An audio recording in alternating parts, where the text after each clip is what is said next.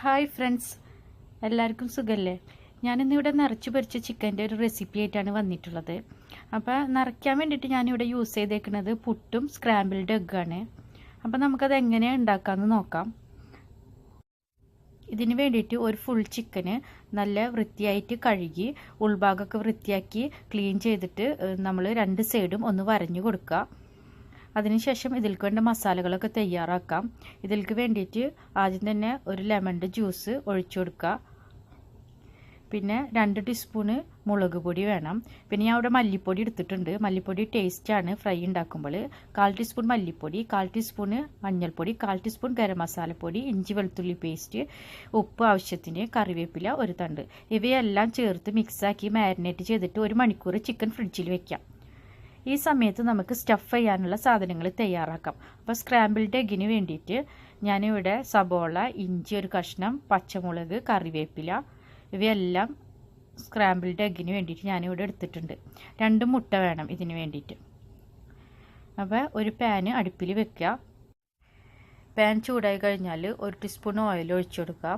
അതിനുശേഷം അരിഞ്ഞു വെച്ചേക്കുന്ന ഇൻഗ്രീഡിയൻസ് ആഡ് ചെയ്ത് കൊടുക്കുക. സബോള, ഇഞ്ചി, പച്ചമുളക്, കറിവേപ്പില ഇവയെല്ലാം ആഡ് ചെയ്ത് കൊടുക്കുക. അതിനുശേഷം കുറച്ച് ഉപ്പിട്ട് കൊടുക്കുക. ഉപ്പ് നിങ്ങളുടെ ടേസ്റ്റിനനുസരിച്ച് നിങ്ങൾ ആഡ് ചെയ്ത് കൊടുക്കുക. പിന്നെ മുട്ടയാകുമ്പോൾ അധികം ഉപ്പ് ആവശ്യമില്ല, ഒരു നുള്ള ഉപ്പ് ആവശ്യം ഉണ്ടാവുള്ളൂ.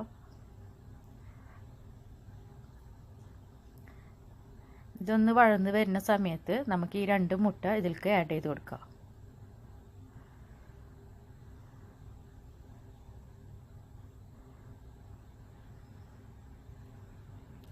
അതിനുശേഷം ഈ മുട്ട ഒന്ന് നന്നായിട്ട് ചിക്കി എടുക്കുക.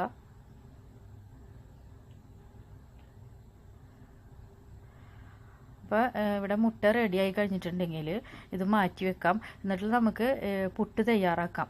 അപ്പോൾ പുട്ട് ഒരു കുറച്ച് പുട്ട് ആവശ്യമുള്ളൂ, സ്റ്റഫ് ചെയ്യാനുള്ള പുട്ട് മാത്രം ആവശ്യമുള്ളൂ. അപ്പോൾ വളരെ കുറച്ച് തന്നെ പുട്ടുപൊടി ആവശ്യമുള്ളൂ. ഒരു 2 പീസ് പുട്ട് നമുക്ക് ഇതിലേക്ക് ആവശ്യമുള്ളൂ. അപ്പോൾ അതിന് വേണ്ടിയിട്ട് ഞാനൊരു കുറച്ച് ചൂടുവെള്ളം വെച്ചു, അതിൽ കുറച്ച് ഉപ്പിട്ട് കൊടുത്തു. അപ്പോൾ വെള്ളം തിളച്ച് കഴിഞ്ഞപ്പോൾ ഇവിടെ പുട്ടിൻ്റെ പൊടി നനച്ച് കൊടുക്കുകയാണ്. അപ്പോൾ ചൂടുവെള്ളത്തിൽ പുട്ട് തയ്യാറാക്കി കഴിഞ്ഞാൽ പുട്ട് കുറച്ചും കൂടി സോഫ്റ്റ് ഉണ്ടായിരിക്കും. അപ്പോൾ അതിന് വേണ്ടിയിട്ടാണ് ഞാനിവിടെ ചൂടുവെള്ളത്തിൽ നനച്ച് കൊടുക്കുന്നത്. അപ്പോൾ പിന്നെ ഇതിലേക്ക് കുറച്ച് തേങ്ങ വേണം. ഒരു ചെറിയ ബൗള് കോക്കനട്ട് ഇവിടെ തയ്യാറാക്കിയിട്ടുണ്ട്. അപ്പോൾ നമ്മൾ പുട്ട് തയ്യാറാക്കിയെടുക്കാം. അപ്പോൾ ഇവിടെ പുട്ട് റെഡി ആയിട്ടുണ്ട്. ഇത് 2 പീസ് എടുത്തിട്ട് നമ്മൾ ഈ സ്ക്രാമ്പിൾഡ് എഗ്ഗിൽ ചേർത്തിട്ട് നന്നായിട്ടൊന്ന് മിക്സാക്കി കൊടുക്കുക. ഒരു സ്പൂൺ ഉപയോഗിച്ചിട്ട് മിക്സാക്കി കൊടുക്കുക. അതിനുശേഷം ഞാനിവിടെ മാരിനേറ്റ് ചെയ്ത് മാറ്റി വെച്ചേക്കുന്ന ചിക്കൻ ഫ്രിഡ്ജിൽ നിന്ന് എടുത്തിട്ട് ഈ പുട്ട് സ്റ്റഫ് ചെയ്ത് കൊടുക്കുകയാണ്. അപ്പോൾ ഇത് പുറത്തേക്ക് നമ്മൾ പൊരിക്കുന്ന സമയത്ത് പുറത്ത് വരാണ്ടിരിക്കാനായിട്ട് ഞാൻ ഓരോ ടൂത്ത് പിക്ക് കൊണ്ട് ഈ എൻഡിൽ കുത്തി കൊടുക്കുന്നുണ്ട്. അതിനുശേഷം നമ്മൾ ഒരു പാനിൽ ഓയിൽ ഒഴിച്ച് കൊടുക്കുക. എന്നിട്ട് ചിക്കൻ ഇതിലിട്ടിട്ട് നമ്മൾ 2 സൈഡും മുരിന വരെ പൊരിച്ചെടുക്കുക.